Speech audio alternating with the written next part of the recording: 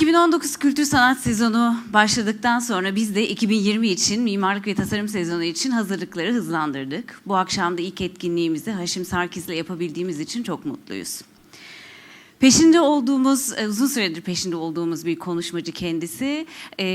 Böyle ifade ediyorum ama gerçekten uzun süre mail yazdıktan sonra, aracılarla mesaj yolladıktan sonra bir dostumuz Undertakings bana yardımcı oldu. Bir pazar sabahı bebek kahvesinde kendisini sıkıştırdık ve konuşma yapmak için sözünü aldık. Odur budur bugünü bekliyorduk. Geldiğiniz için bu yüzden çok teşekkür ederiz. Lafı çok uzatmayacağım. Herkes kendisini biliyor ama yine de Hashim Bey'le ilgili çok kısa bir bilgi vereceğim. Mimar, yazar ve eğitmen olan Hashim Sarkis, Boston ve Beirut arasında yaşayan bir pratisyen.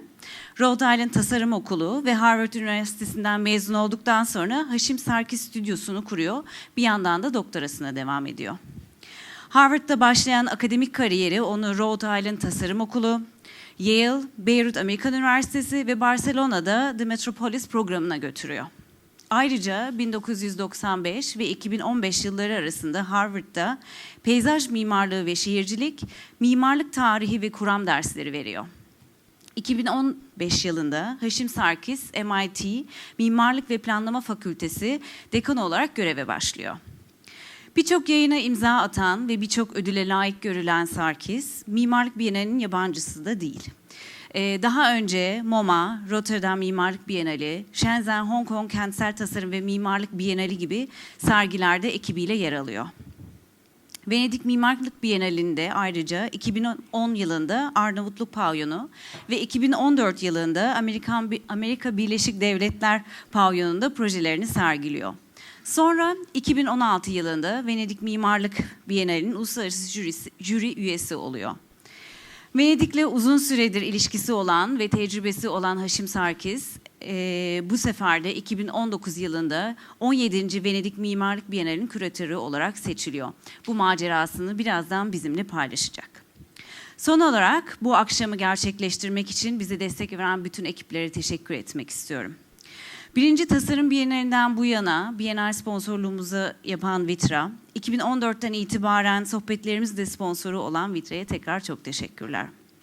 Bu seri kapsamında bizimle olmayı kabul eden tüm konuşmacılarımız ve Hashim Sarkis, bizi yalnız bırakmayan sizler, seyircilerimiz ve tekrar VitrA'ya teşekkür ederiz.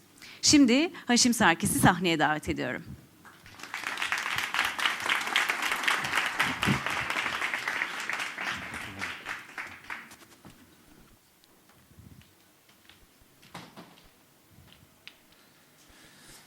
Good evening, Denise. Thank you very much for your very kind words. And thank you also for really all the efforts that you and VitrA are doing to elevate architecture and primarily to elevate the excellent output of the Turkish architectural scene in the world. Every time I come, I meet more architects. Every time I come, I make more friends.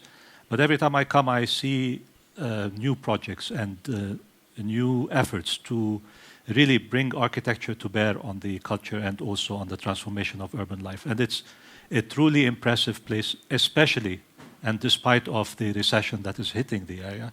I think it has helped in articulating a much stronger position for architecture in society today. Coming to Istanbul for me is like coming home. This is probably, I was counting on the plane, by the 45th trip I stopped counting. I've been coming here for a long time thanks to partnership that we established a long time ago with Undertakings and Bilgi teaching studios, and I know that many of you have participated in those, and thank you again for coming. And I also wanted to say something else about home, meaning Istanbul. It has a capacity as a city to enclose, engage, represent the world, and that sentiment that one gets when coming to Istanbul is that, as Le Corbusier said, about certain cities, they are like a balcony onto the world. This posture, this disposition that the city has towards the world is a very important one to project. And if anything, I aspire for every project I take on to have that disposition, to be a balcony onto the world. And it is with that aspiration which I have borrowed a few times from Istanbul that I would like to present my work today. Denise and I talked about the format of the lecture and what I will present. Because under Biennale protocol, I can only say so much about the Biennale. I will say that much at the end, but I will present my work first and try to keep them as separate as I can, but at the same time you will see the continuities between them.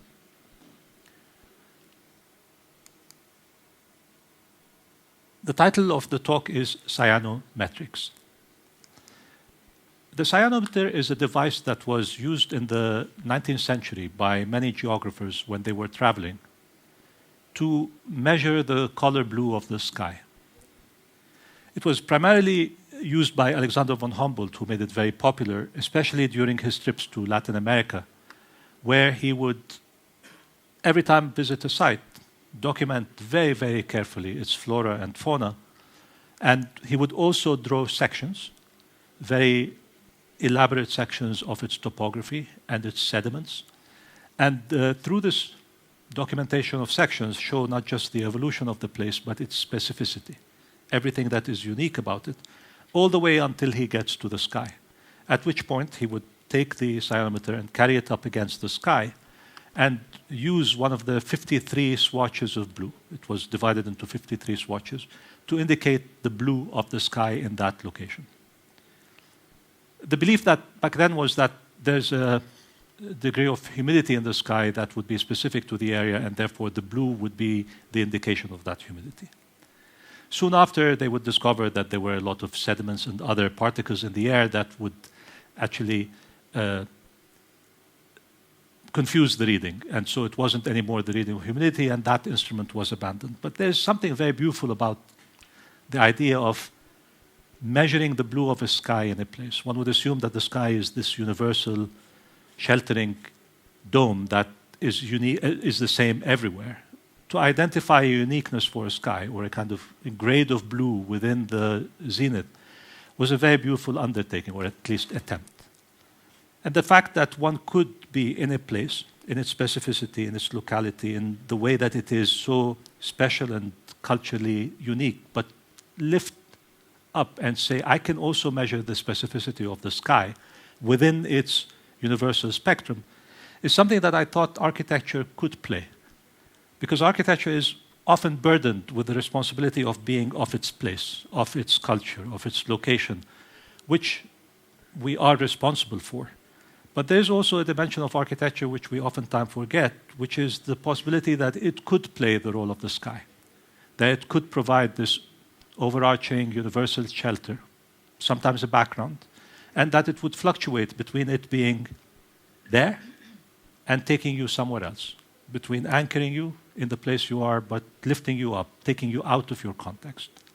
And it's that calibration between how much it anchors you and how much it takes you out that I would like to use today to present the work of my practice, hoping that it would be laid out through one protagonist, which is the project of the town hall of Byblos, Jubail. But along the way, I will draw in threads from other experiences, other projects, to help elucidate this idea of blueness, I guess. A blueness that, it is not difficult to see, is partly also inspired by Istanbul and its own obsession with the color blue. Byblos is a small city north of Beirut, a city of about 40,000 people, and famed for the invention of the alphabet there by the Phoenicians, but also famed for being one of the longest inhabited cities in history, continuously inhabited. And since 1984, it has been designated World Heritage Site status, which, as you know from Turkey, could be a blessing, but it could also be a challenge. In this case, it is both. Just to give you a glimpse of Byblos, this is a historic city. The pointer is this way. This part is the Phoenician part. This part is the old Ottoman bazaar. This part here, recently also excavated, is the Roman axis. And this part is the old town. And then beyond this divide here, which is the highway, is the new city. As a result of many of the excavations done by the French in the 1920s, 30s, and beyond, many of the people who lived in this area had to leave, and many of them moved to the outskirts of the city. This is the view of the city from the suburbs, and you can immediately see the kind of scattered development, gas station, lemon plantation, banana plantation, housing, a bank, and then highway interchange. And this is the project I'll be focusing on today. This is the Phoenician Harbor, became a Crusader castle in the middle, and then some of the tourist attractions like restaurants hanging on the edges. And then a city that is striving very hard to attract a lot of tourists from a variety of countries. The name of this place, Hacienda de Pepe, a fishing boat. There's something de Byblos, so French, English, and Spanish all in one sign, kind of multilingual, a typical Lebanese way. But also opening up more recently to religious tourism, restoring many of the churches and mosques, and attracting people from all over. It also expanded its tourism to create a summer festival in Byblos, and many big international concerts take place there. This one is a famous one, particularly because it was at that concert in 2010 that the gorillas for the first time took off their masks, so they became known who they were, because before they used to wear their masks. So Byblos made history in yet another way. The bazaar has been restored, and I think in an over-ambitious manner, because they were planning for more tourists to come, but because of the situation in the region, particularly in Syria, and subsequently the economic recessions that are hitting everywhere, they're waiting. And this notion of kind of waiting for something bigger to happen probably pervades in the city, and you see a lot of scenes like this, waiting for the tourists, playing soccer on the beach, but still that hope is there. That hope is carried very strongly by the political leadership of the city. Unlike other cities, both in Lebanon and elsewhere, the mayors have been consistent in carrying over and forward the missions of the previous mayors. So instead of negating everything the previous government does, they continue it. And because of their international stature, they have managed to create a lot of international partnerships with other cities around the world to get funding, to do kind of sister city programs, and to position themselves in the tourist map in different ways. So, for example, every year they compete and sometimes win to build the most attractive Christmas tree for Christmas decorations. I'll come back to the challenge and difficulties of urban decoration later on, but just keep that in mind. But it's, in general, a very young and active team, and has become an exemplary model for urban government in Lebanon as well. In 2011, we won an open, anonymous, and black and white competition for the town hall of the city.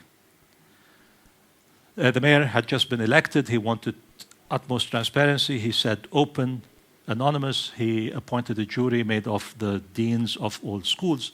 And the reason it was black and white is because the deans of the public schools saw in black and white another form of equity, because color printing in schools is usually more expensive than black and white.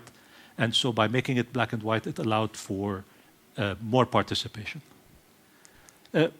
What we presented was a very simple proposition. It was in an island on the interchange along the highway, which divides the city between its suburbs and the old town, and connects Beirut to Tripoli.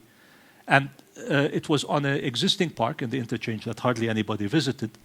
But they gave us a program made out of 3 pieces: municipal administration, other functions of the municipality, and then the multipurpose hall.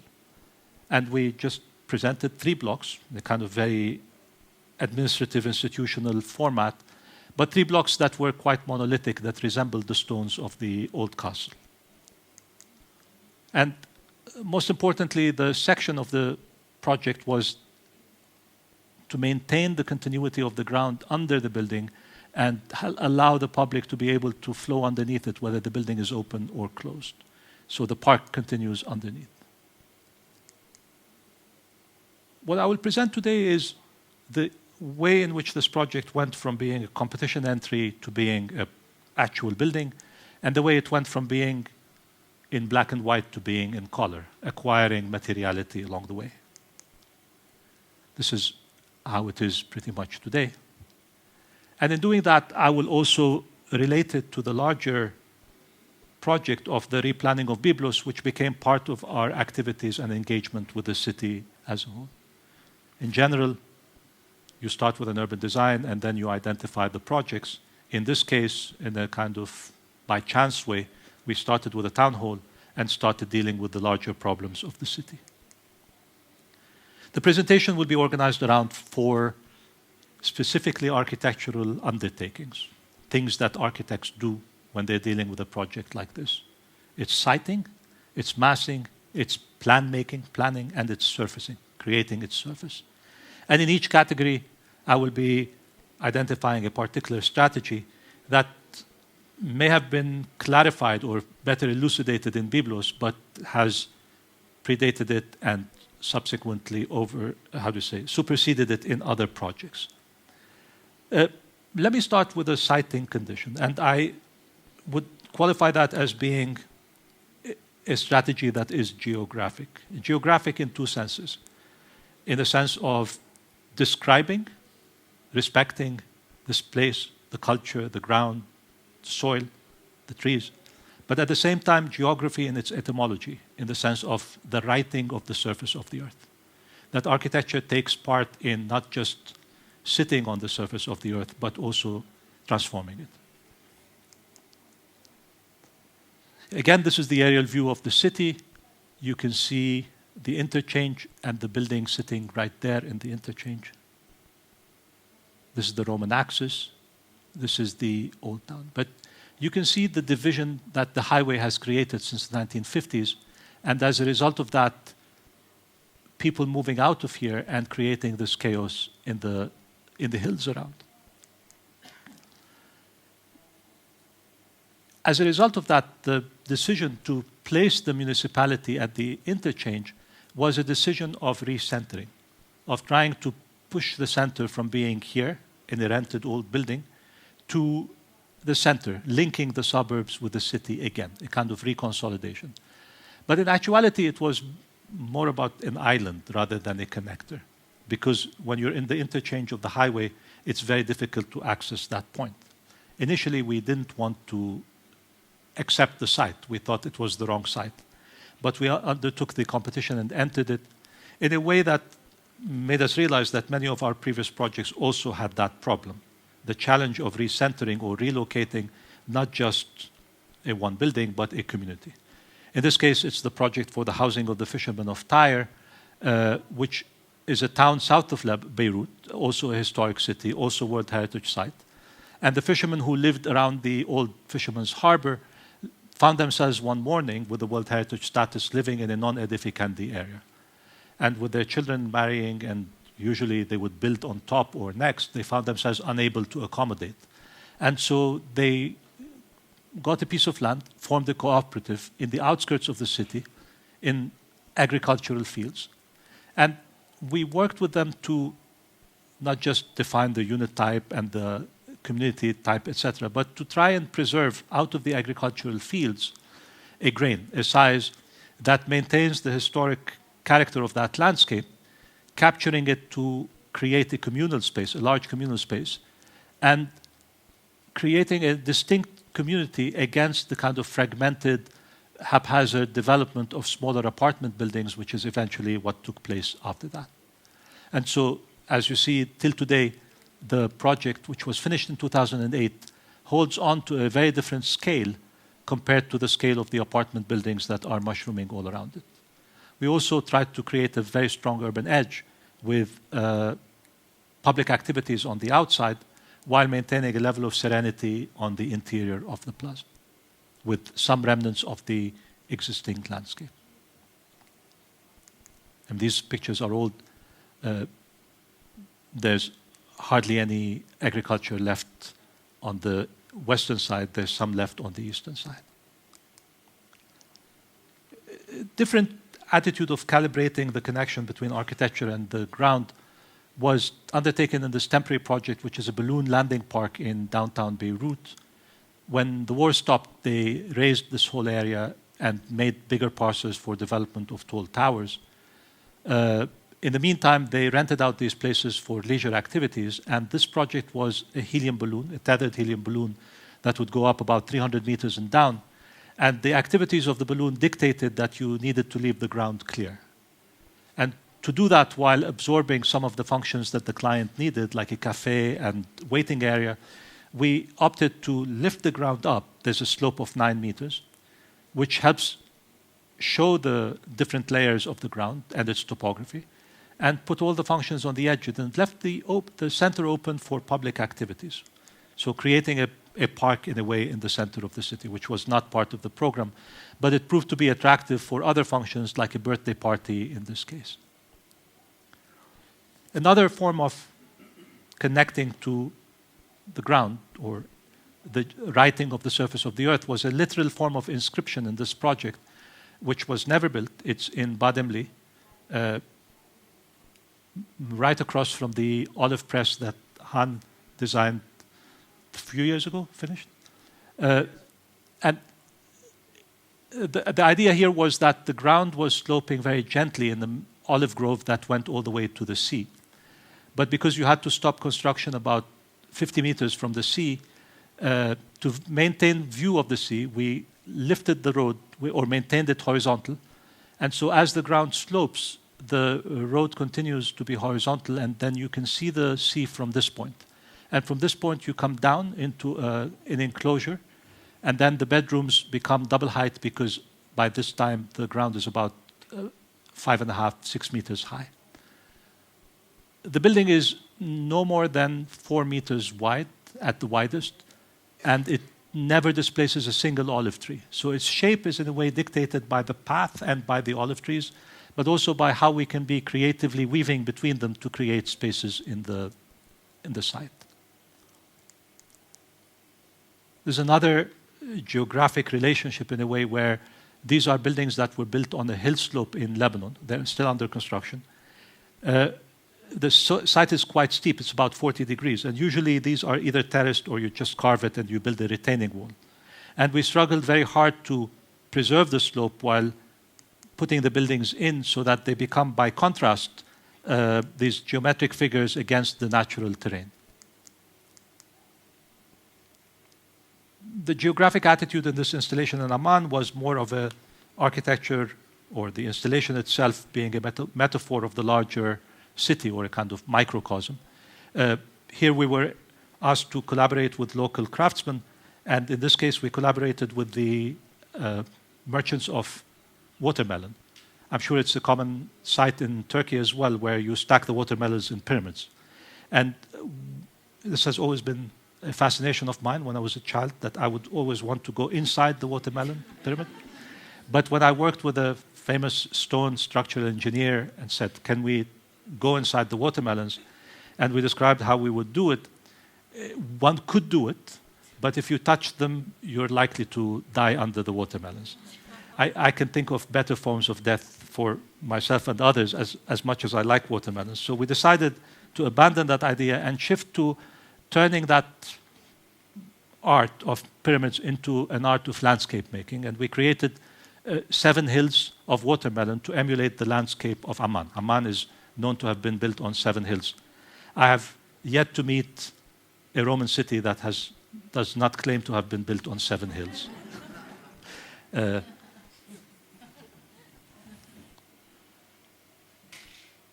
But this took about 6,500 watermelons. We had calculated it to be at about 4,000, but because we calculated it with the July watermelons and we built it with the August watermelons, they were much smaller.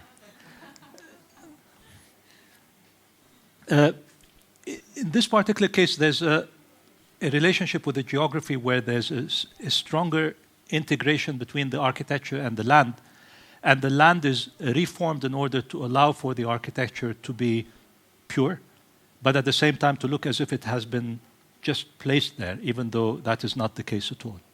These are 4 beach houses north of Byblos, like 10 minutes from Byblos. And they were a family of 4 brothers and sisters who used to live in an old house here together over the summers. And now that each has their own family, they decided to purchase the land across. This was the old house and the terrain next to it. They used to have these small chalets up here. And then they purchased this piece of land, which has been abused over the years, agriculture, digging up for soil, throwing rocks, etc. And they wanted to unify these 2 terrains. And they were quite different in topography by the time. There was a strong retaining wall. And what we tried to do was stitch them together, open up the landscape a little bit more so that they would be more connected. And we recovered an old path, which was an Ottoman path, and then used by the French mandate, lined up with eucalyptus trees, to become the main pedestrian spine of the project. We also recovered the Ottoman irrigation system in order to create a different kind of landscape than the kind of lush tropical landscape that required a lot of planting before. To shape the land, we relied on a few parameters. One was that from every house you cannot see the pool, and from the pool they cannot see the house, and that the placement of the houses was such that you would be able to block the view from neighboring buildings. We used grasshopper, but in this case for the surface of the ground, and calibrated it in such a way that all of these parameters would be met, unifying the 2 terrains and creating these mounds so that the houses would be encrusted in the land. And when you would see them from above, the size of the house would be completely embedded, and you would only see these turrets, which were the bedrooms. And from below, they open up completely to the view. That's the overall model. I don't know if you can play with the contrast so that they can see a little bit more of the... Is it too late? Yeah, it's too late. In this case, we also intervened in the landscape, working with indigenous plants, with a biologist who's very keen on the indigenous types of plants, but we'll skip it. But trying to recover a very specific attribute of the Mediterranean landscape, which Brodel talks about as being the intersection between the palm tree and the olive tree. Says that's what the Mediterranean is. So we literally wove between the palm tree and the olive tree with a kind of cover of brush and different indigenous plants that flower late because they come in late in the season. And you can see the olives crawling into the landscape, and then as they creep in, the palms take over to take you to the water. The geography in Byblos is rather different. It's, first of all, very artificial. It's the geography of the highway. And it's pretty much landlocked. And initially, we started working on the island itself. Tried to improve on the traffic circulation, and realized that in order for this to be accessible, you not only had to change this, but you had to change the entrances of the city elsewhere to reduce traffic here, mitigate it, and allow for better entrance here. Along the way, we discovered many other problems with the city. To understand the flow of traffic to this new center, you can see the growth of the city into the depth of the hinterland. And having to organize the traffic network into this, we looked at the history to realize that this has always been the problem from the very building of the highway. Michel Ecochard, famous French urban planner, had tried his hand at organizing the hierarchy of the roads in the city, giving them a sense of legibility. At that time, it was not difficult to do that, given how empty the city was and how relatively rural and easy the problem was to organize. But along the years, and with the war and the growth to 100,000 people, a chaos of road networks emerged, built haphazardly without any hierarchy. So the first thing we tried to do was actually establish a hierarchy among the roads, a hierarchy of use rather than a hierarchy of widths, because that we could not control. And drew this map to say, these are the primary roads, a main road in the middle, and two parallel secondary roads that bring you in, a loop, the Roman axis, and the main spine that takes you up to the hinterland, with the others being a secondary network of roads. This idea of being able to extract from the chaos, from a density of figures in a field, a particular order, has always been a preoccupation, and done it in terms of drawing landscapes and how one could extract from this kind of chaos certain patterns, but then they disappear into the background. We worked with the city in order to extract some of these figures by identifying two other entrances that would make traffic here less, and proposed stronger signage along these points to mitigate traffic here. We proposed the ring road, which not only is the only places where you can bridge under the highway, but it's potentially a site where it can link with a series of public parkings, which become places you can stop the car and walk. And proposed that they use the vans that they leave under the bridge exclusively for the festival for every day, so that it can become a kind of loop around the city. Also worked with them to improve the view of the city from the highway. And most importantly, and has become the primary project right now, to create a continuity and public access to the waterfront in the form of a boardwalk, connecting the rather chaotic, displaced sites, abandoned sites along the water. And with this, we played with the topography of the site and the geography of the architecture, and how the geography of the architecture does not need to be imposed on top of it, but it can borrow and approximate from the topography and its irregularity certain figural moments that we can highlight in the plan. This is the boardwalk in relationship to the historic center, and we found a couple of points where entrance can be emphasized, and you can see how an irregular edge is turned into an arc.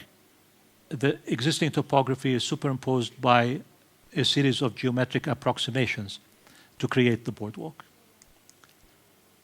That is very much a kind of geographic attitude from a 19th century position of Paul Vidal de Lablache, a French human geographer, who talks about the relationship between geography and human use or occupation as being that of possibilism, where he says that the natural environment offers us possible avenues for human development, but the precise one is chosen by us.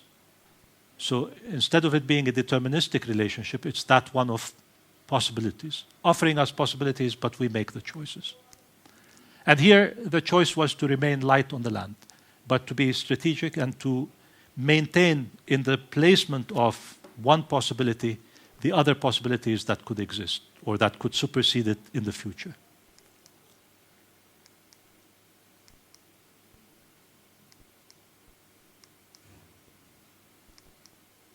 The colors are not the right colors, but it's okay. You can approximate. You can project possibilities of better colors. So this has taken the geographic question of the site and its recentering all the way out to the city, but it does come back to the specificity of the section of the building itself. And as much as I'm talking about the sky, there's a lot to be done with the ground here. And the ground specifically has to do with carrying the park underneath so that it can link between the ground here and the public plaza here, which then bridges to over the highway. And in the other direction, negotiating the levels between the highway, the sunken park, and the arrival point, but also creating a noise barrier that carries the building up above so that it hovers over this continuous ground. So again, that logic of being very specific in the grounding of the building, but then making it float, is a kind of cyanometrics of sorts. And this is the building in relationship to the larger section of the city and the Roman axis that carries you into the center. And this is it as it sits here in the interchange, facing the Roman axis. Now there's a new bridge that crosses here, and another one is under construction to connect there.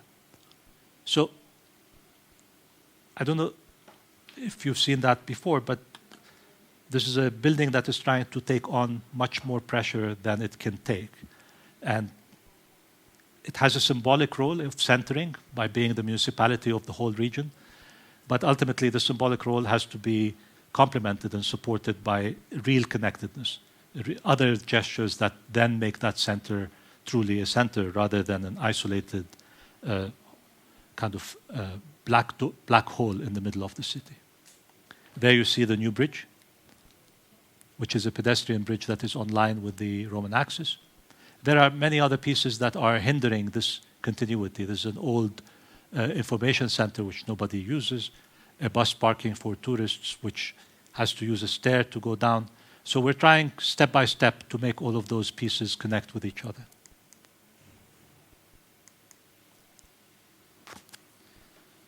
As architects, one of the other instruments we use is the massing of the building to create its volume in relationship to the volumes around it, in relationship to its program, but to give it its identity as an object, its distinctness, its personality as an object. And one of the discussions we always have is how much can it be an object and how much can it be a context? And that spectrum is another one that we always try to calibrate well. And like the blueness of von Humboldt's swatches, could it be such that it would be at once context as at once object? Thus the notion of the quasi-object. In terms of its configuration as a mass, the building is very simple. It's made out of 3 blocks. You can't see them, but here it is, sorry. Maybe you can see them better here. And they were very much taking the program in a very direct way and saying administrative building, a municipal mayor's headquarters, and then the multipurpose hall. And they opened differently. They were opaque to the outside to protect from sun and noise especially, and open on the inside because the best views are the oblique ones towards the sea and towards the mountain as well. Initially, it was open in the other direction. And the mayor, whose office was supposed to be here, asked me to puncture a window for him there. And when I explained, we can't cut a window in a block because it'll take away from its nature as a block, he said, absolutely, I'm the mayor, I have to have a view towards the sea castle and the city.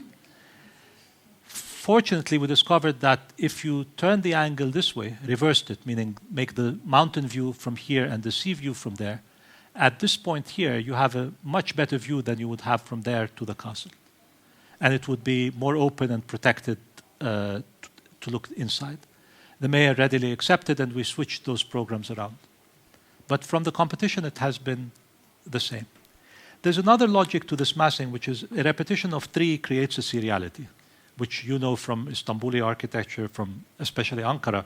The repetitive nature of an administrative building gives a sense of an institution. And we wanted to hold on to that, but at the same time make an object out of a threesome, rather than have them to be more serial. And that has always been a preoccupation in looking at repetitive systems that are made out of objects, and occasionally they create formations that are also figural as well. There's a series of watercolors of parasols on the beach in Fethiye, where I just took off the stem. And by doing that, you begin to see certain patterns in formation of these parasols. In that sense, I can extrapolate from it and say that many of the projects in the office are almost quasi-objects. The notion of the quasi-object actually comes from Michel Serres, even though here it is adapted in a different way. The French philosopher who actually recently passed away talks about the soccer ball as being the perfect quasi-object. And by quasi-object, he uses it to illustrate the fact that we have been fixated too much in our analysis of society on the subject and the object, but that there's much more of an actor-network relationship, and that objects cannot be understood in isolation except when they are thrown in the field of possibilities and connectedness that society uses them for exchanges and otherwise. But importantly for him, the soccer ball is not an object that is thrown in a network. It's an object that transforms the network into something that appears to operate around it. And he talks about it in the terms of the skills of the soccer player who, when they know how to play, they do not appear as if they are themselves driving the ball, but as if the ball is making their walk happen, their running happen, and the game happen. So he says that at the very end of the day, the skill of the player with the ball supposes a Ptolemaic revolution of which few theoreticians are capable. And by theoreticians, he means soccer players, since they are accustomed to being subjects in a Copernican world where objects are slaves. So the excellent player is the one that allows the object to seem like it's dictating the game, even though they themselves are doing it, to be Ptolemaic instead of Copernican. And let's face it, the object itself does distort to register age, does distort to register brand, does distort to sometimes register nationality, but ultimately it maintains a certain objectness to it. And think about the ball in the field. I expressly use Luis Figo, who's a master Ptolemaic player. Right? He almost effaces himself. His ego is never in the game, unlike other players. We will not name them. But then the ball becomes the center of attention of the whole 50,000, 100,000 people watching it. And it enters into our lives. This is a screen in a cafe in Byblos watching the women's soccer final championship. Or it changes venue and scale. This is an indoor soccer game in Byblos. Or it changes venue also to become the ball on the beach. And in a way, most of the projects are like that, distorting, adjusting to the context, but trying to hold on to a certain identity, a certain objectness to them. And it's that calibration of how much do I distort, how much do I keep the integrity of the object that every project carries with it. Perhaps the project that does that the most graphically, I would say, is this new project that is currently under construction, which is a biodiversity house as an entrance to the cedars of Lebanon, just south of Beirut. The site was given to us to be this building, which is an emergency shelter with a fire truck, an ambulance, a snowplower inside, and then upstairs a place where people, if in case of fire, can move in, and it has bathrooms, kitchen, etc., for a large group of people. It's a sorry building, but it's brand new, and we were told to renovate it from the inside, but with a limited budget. So instead we opted, and the idea is that it would serve as one of the entrances to the forest, to the cedar forest, and where they are reintroducing the ibex goats. After having run away, they're trying to bring them back to help in a very significant way to clean up the brush under the trees in order to avoid fires. You know that in forests there's a lot of under-tree growth, and that dries up very quickly, like thistle. And at the end of summer, September period especially, even sometimes October, it dries up and starts fires. And it endangers the forest. So they've had to clean it up, but they've decided that it would be best to bring back the ibex. There's another challenge with bringing back the ibex, which has to do with the stones that are left over from abandoned terraces in the area. And so there's a need to clean up the stones and clean up the thistle in order for the ibex then to come in and move around, even though they're strong enough to move around the stones. We looked at some of the abandoned terrace walls, and there's a very beautiful quality that they create where there's this kind of massiveness in them and yet transparency. And we looked at the brush, and it's mostly made out of this plant which blossoms in yellow during the spring and then becomes very dry and thorny later on, which causes much of the fires. But it is used at the thatch for creating huts or shelters for animals sometimes in the region. Our strategy for the site was very simple. We decided not to go inside, but put everything on the outside. The display will be around the facade of the building, and then the arrival point will be the rooftop of the building. And we decided that that all will be connected with a path that will take you from the arrival point up to the roof. You look at everything, and then you come back down and take the same trail into the forest. So the trail itself becomes the museum path and then the entrance to the building. We wrap the building around, literally, and this surface, the existing surface, becomes the display. And then the roof on top becomes a garden to show off the plants, to be a cafe, but also to look out to see the goats before you go down. Sorry. And that's the building. The base will be using the stones that we gather from the area and stacking them up. And the top will be the thistle that we pick from there and collect them in bundles and create a structure, create a cover for a steel structure that unifies the two, with the ramp that takes you up cutting through, and then it continues into becoming the trail passage in the forest. So the way the building is, the leftovers from the site, the stones and the thistle on top of each other. This is the view from the ibex point, looking back. And this is the building at night where the light can glow through it as if it is on fire. And actually, this is something that I am trying to do. Maybe some mechanical engineer here can help me with that. I'm trying very hard to see if we can, every year, burn the thistle and then replace it with a new thistle that comes without melting the structure. So, help? Yeah? Okay. Back to Byblos. This quasi-object nature, as you can see, is very clear in that relationship between the three blocks. Each is separate, yet they look like they're cut out of the same block to create a seriality, and they distort in order to adjust to the site and to the views. Slowly, this object is connecting into this network around it to activate it. A bridge here. We are now in the process of building a staircase to connect over the interchange with another bridge. And the four become, again, another object. And this one itself, like a prow of a ship, or like a clock tower, which we also associate with the formation of a town hall. This is now under construction. You can see it as an object changing in character completely from very different positions. Let me move to the plan, which we usually use as the most disciplining tool of architecture, and how in the organization of functions in the plan we tend to organize life in architecture. One strategy that we have been working on throughout, including in Byblos, is the possibility that the plan is not so much about a dictated order, but about a possibility of uses that are rehearsed and multiplied and made possible by intensifying on the edges the functions and leaving the center open for possibilities of occupation. Byblos works like that, in a way both in section and in plan.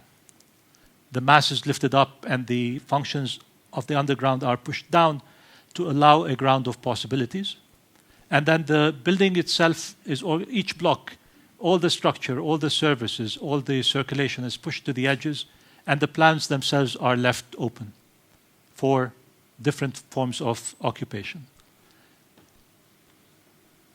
I'm sure every client that comes to you asks you, I want the most flexible plan possible because I might change my mind in the future. Well, we tried the same here, to give that flexibility not just as a kind of weakening of the plan, but the strengthening of the plan as an instrument. And you see the different layouts on the different floors. This challenge actually started with this project, which was back in 2003. We were asked to expand an existing agricultural school, which had a dairy factory and the technical program, into a much larger system comprised of a culinary school, a technical school up here, and other functions that supported the dairy factory and agricultural factories here. It was a very impossible mix, to mix wet areas with dry areas, technical education with hands-on storage of agriculture, an auditorium, culinary, tourism, and the daycare center on top. We tried different combinations to make sure that the programs can coexist without touching each other. But then we discovered that actually the best distribution is to have them coexist around social spaces. And these social spaces would sometimes function for one to spill over into it and sometimes function for the other. And the project never really fulfilled its mission in the sense that it was never completed. And a few functions like the daycare prevailed over the others. But one other dimension of it that actually still today, even though it's incomplete, works very well, is the section.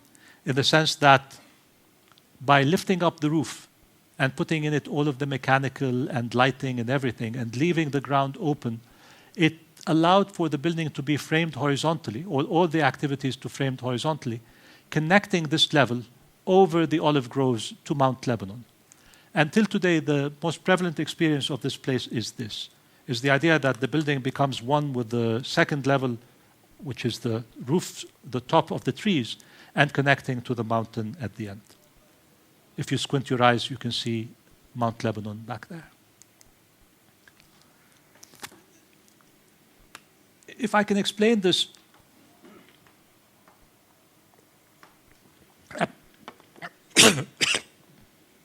sorry.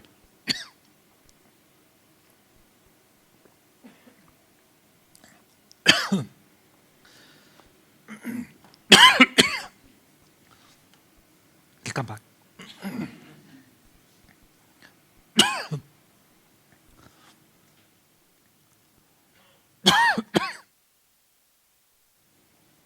One more.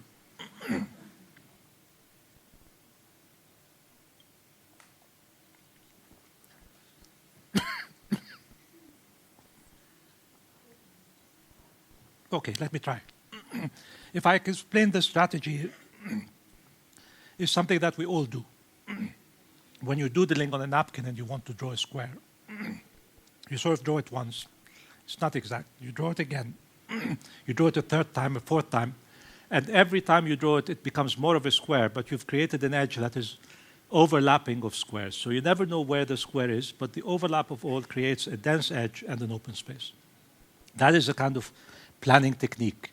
It's kind of approximation, or creating the right kind of square among the different squares. And that technique we used in the planning of the balloon, where a very intense edge is created thanks to the geography, where everything is put in order to create an open space in the middle. That we also used in the houses in Amshit, where you can see in each one of them intensity of edge, which is taken to the hilt here, because this edge is not just a retaining wall that creates a frame around the land and gives it a sense of purity against the landscape, but it is in itself the geometry, the structure. It's a retaining wall, it's a structure, it's circulation between the two levels, it's the mechanical area, and it's the service area as well. Here you see the retaining wall. Here you see it under construction where there's a passage here. All of the structure is in the edges. This is all post-tension. So this plant can be anything in the middle. Even the tower itself, you can see, is emphasizing this edge and leaving this part open for view.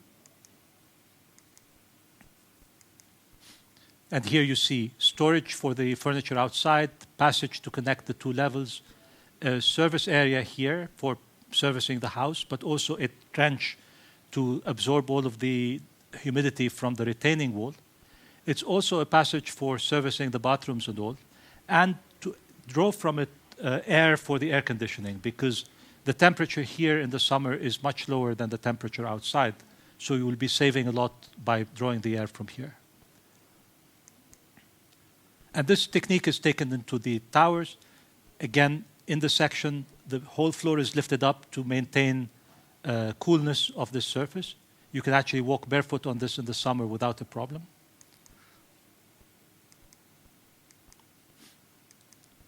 This is the thickness where you walk in it. And that is taken into the detail of the railing where it's carved into the wall again.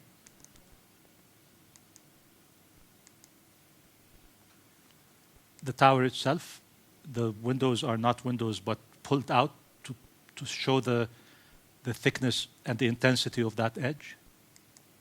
And this window is actually the sink. The intensity of the edge is such that if you put the sink inside the bathroom, it's too narrow, it confuses it. So we pushed the sink out, and in pushing it out, we created something like a nook where the windows open to the sides, and the mirror reflects the garden behind you. So you can be sitting there with the view of the garden and not be seen from the outside.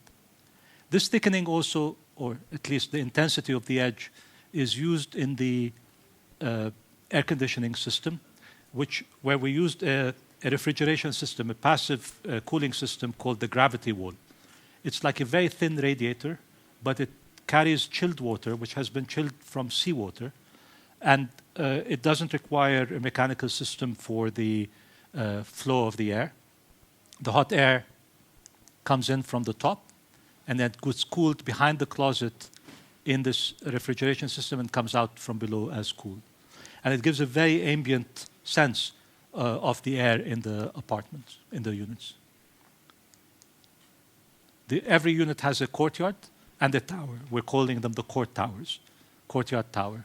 And they have a lemon tree so that they can pick lemons for their salads in the house.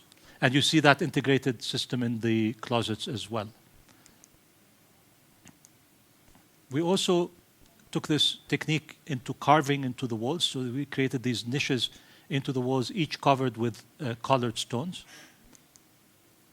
And then you can see the tower itself having that idea of every layer opening up to make the bedrooms completely open.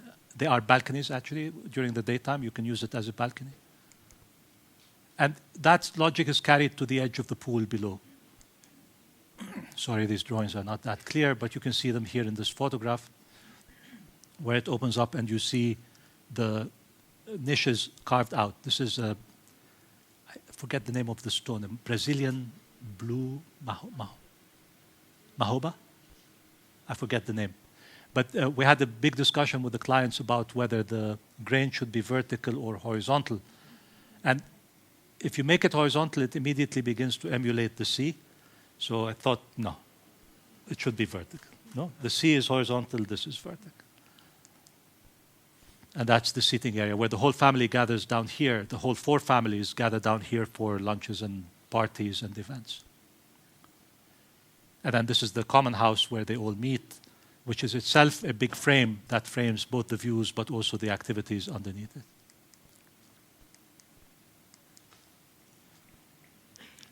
If I can talk about edge and intense edge and empty space, the program that probably lends itself the most to that is the mosque, which is a competition we never won, but you can see how a mosque lends itself very well to this kind of programmatic distribution.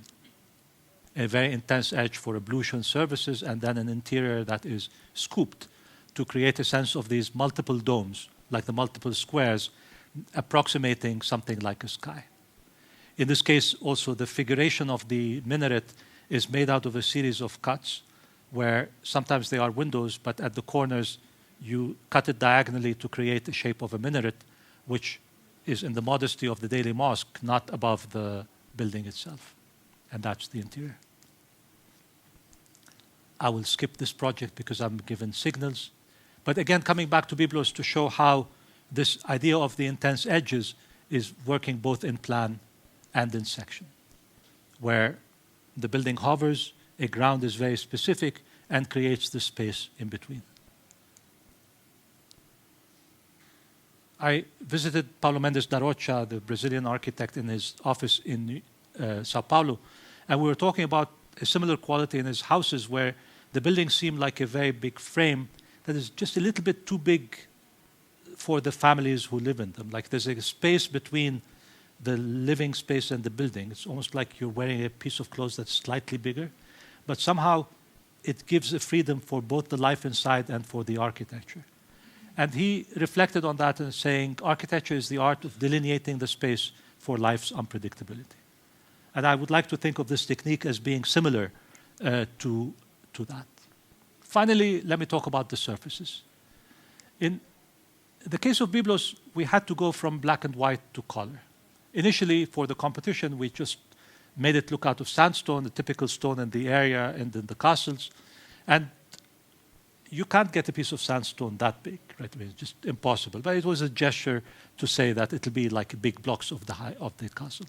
So when it came time to actually realizing it, we proposed that we would use big sheets of concrete and color them to make it look like that. They said no. Sandstone is the official stone of the city. You absolutely have to use sandstone. We tried.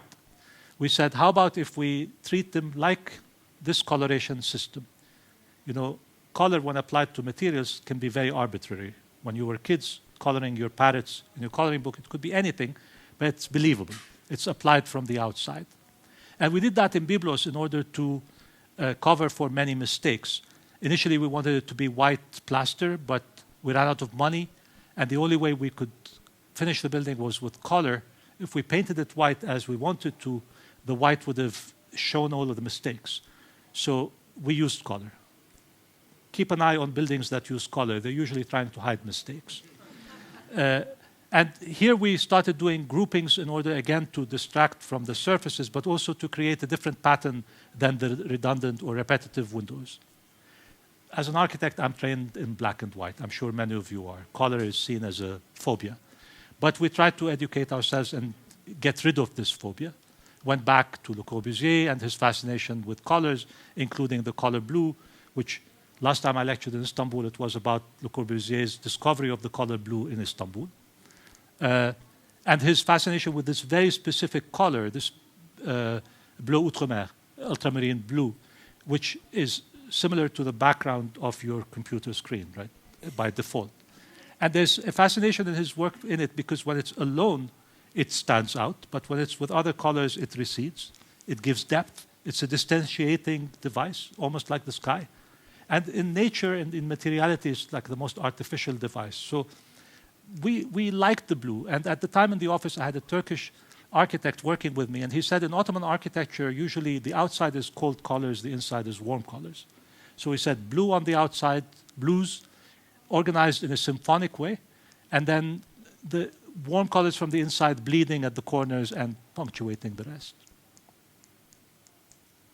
We use the blue in this project in Hong Kong, where again it's trying to define an object, but at the same time making it recede along a road.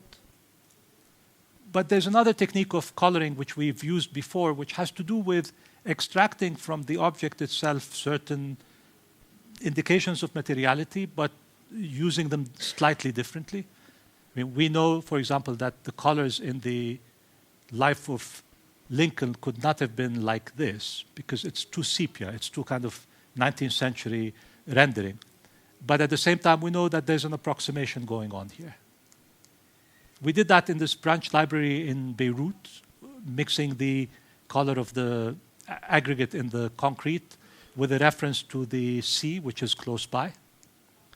Here again, we used the soil of the earth to mix it with the cement in the balloon in order to make it look like it was a cut in the earth, including the hatching, which we use for sections. And we played between the formwork and the concrete, exchanging colors as well. And we went back to Byblos and said, we can do that. They said, no. Here we are imposing on all the buildings along the Roman axis to cover the buildings with sandstone. And as a municipality, we cannot but use it. Try the rustication technique. I said it's ugly. Try this kind of uncovering of sandstone that they're using everywhere. And sandstone is a bad stone to expose. It's brittle, it gets moist, it accumulates chalk, it changes color. And yet they insisted, look around you. We could not find anything that we thought was going to be expressing the massiveness. Here it is kind of left to rot in the outside. And actually the stone was never really the stone of the city. This is the castle on the sea. It was covered with granite and limestone, except it was looted. And then the sandstone behind it got exposed and became identified as the stone of the city. And then one morning there were 4 trucks of sandstone dumped at the site and said, Hashim, deal with it. And here it is like the array of different colors of the stone. And at that time I was buying stone in Verona for another project, and I met this beautiful piece of yellow travertine. And I thought, I wish the sandstone could behave like this. At least it's a predictable pattern and the colors are arranged well, and thought about it, and then went back to site and noticed that when you put them on the side, when you see them in small pieces, there's a certain color consistency to each piece and looks like a pixelation. And that actually allowed us, if you cut the stones that small, according to the Assyrian construction workers, you can avoid mortar between the stones. So we took the proportions of the Roman brick, which you can glue directly without mortar between, divided them into 4 shades of yellow, pixelated that sheet, and produced a pattern that we then carried across so that the buildings read like blocks. Cut them, separated them into 4 yellows, reds, and with that sheet of pixelation had the worker below and the worker above coloring areas of white and then putting the colors in. And I promise you, with one mistake only, which we had to remove the stones and put it back, they managed to do the whole thing with just their eyes. So it's kind of high-tech, low-tech approach to doing this, which produced this pattern. This is the drawing. This is the process. And we kept it very thin in order for it to be glued, and we expressed the thinness in the edge. And this is the refugee Syrian worker from Aleppo, Nazmi, who actually had that with a stone stacked behind him. We went from this to this.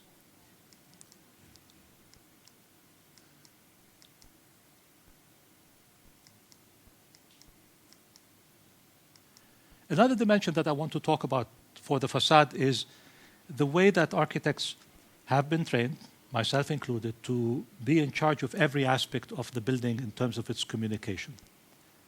Meaning, we want to control the facade, the materials, the furniture, the details, the graphics, so that it all seems to be one coherent hand. But that has not always been the role of architecture. Sinan had these amazing decorative programs that he would create, but he would bring craftsmen to lay out the different patterns and possibilities for their use in the building, and then woodworkers, calligraphers, furniture designers would all work within each their own decorative program, but orchestrated and hosted by the architecture. I think that as a role for architecture could be recovered. It's cordial hospitality for other forms of expression to coexist and to become a space of exchange of different ways of communication rather than a dominant one. And this is what we did with many of the projects, where there's kind of attempt to introduce other forms of writing, other forms of communication. These were the examples in Byblos of how we used the Arabic alphabet, but then a sort of hieroglyphs that we created out of the patterns. Here, the formwork and the writing on the ground and the balloon become interchangeable signs. The neon signs become arrows for organization. The hatching becomes arrows. The writing becomes a kind of corresponding form of communication with that, so that the architecture allows other forms of communication. There's an arrow for the exit door.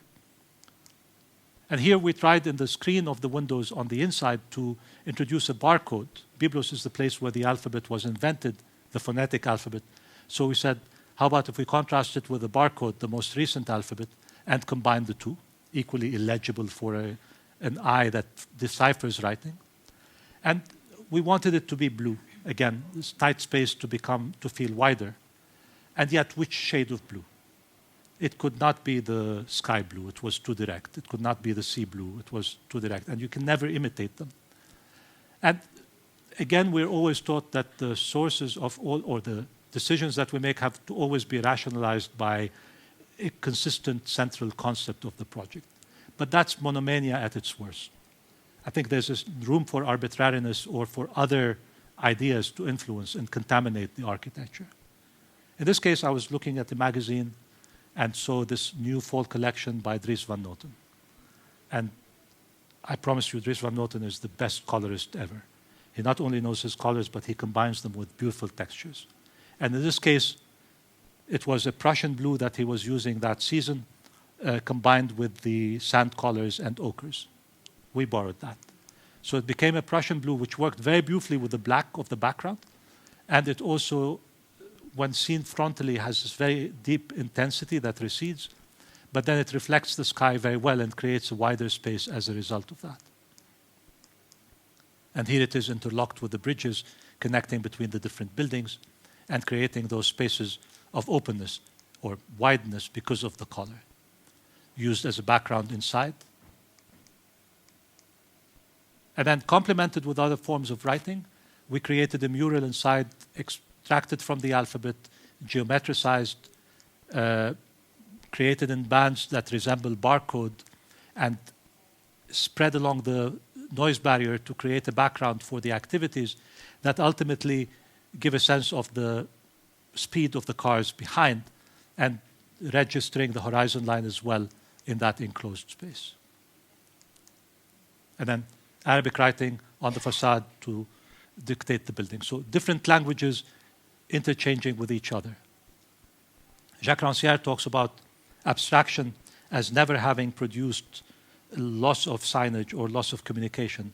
He said the flat surface of modern art and architecture was always the surface of communication where different sign systems would intersect with each other. The building was finished in 2016, but we're still adding to it. The plaza, the bridges, and there's addition and there's another kind of addition. Meaning there's the part that you think you are doing deliberately and helps in the building, but there are parts that make the building very vulnerable. And if you aspire for buildings that are like the blue of the sky, you would expect that they will become more vulnerable. And indeed, Byblos was used in those intense Christmas seasons, the background for projections on the facade. This is how it is used. And every time I go, I worry that there will be something permanently there on that. But fortunately, the building was well received and it won Lebanese Architects Award for Best Public Building.